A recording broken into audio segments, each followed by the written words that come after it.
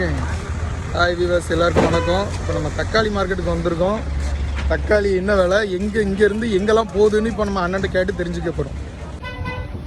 இப்போ நம்ம தக்காளி மார்க்கெட்டில் வெளிநாட்டுக்கு சப்ளை பண்ணுறாங்கன்னு நம்ம பார்த்துக்க வந்திருக்கோம். ஆனால் தக்காளி என்ன விலை, எங்கெல்லாம் சப்ளை பண்ணுறீங்க, தக்காளி பார்க்க ஆப்பிள் மாதிரியே பளபளன்னு இருக்குது, என்ன விலைண்ணே?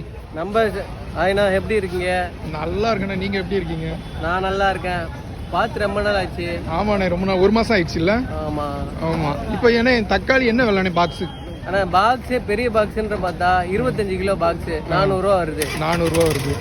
இப்போ உங்களுக்கு ரெகுலர் கஸ்டமர் நான் இருக்கேன், வரேன்னு வைங்களேன், எனக்கு எவ்வளோ கம்மி பண்ணி தருவீங்க? ஆனால் உங்களுக்கு ஒரு 20 ரூபா கம்மி பண்ணி. இதே மாதிரி வீடியோ பார்த்துட்டு கேட்டாங்கன்னா அவங்களுக்கும் அதை தேவையில்ல கொடுக்கலாம். 20 ரூபா கம்மி, நம்மளாம் முடிஞ்ச அளவு கம்மி பண்ணி கொடுக்கலாம். அவ்வளோதானே.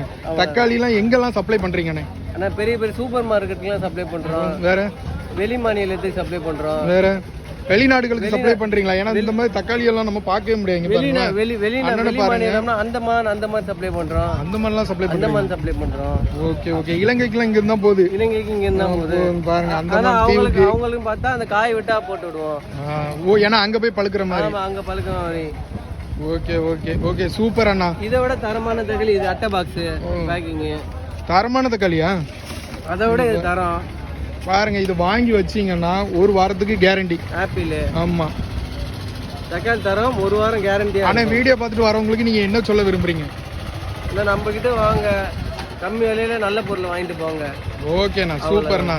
அதே மாதிரி லைக் பண்ண சொல்லுங்க, கமெண்ட் பண்ண சொல்லுங்க. லைக் பண்ணுங்க, ஷேர் பண்ணுங்க, கமெண்ட் பண்ணுங்க. தேங்க்ஸ் அண்ணா.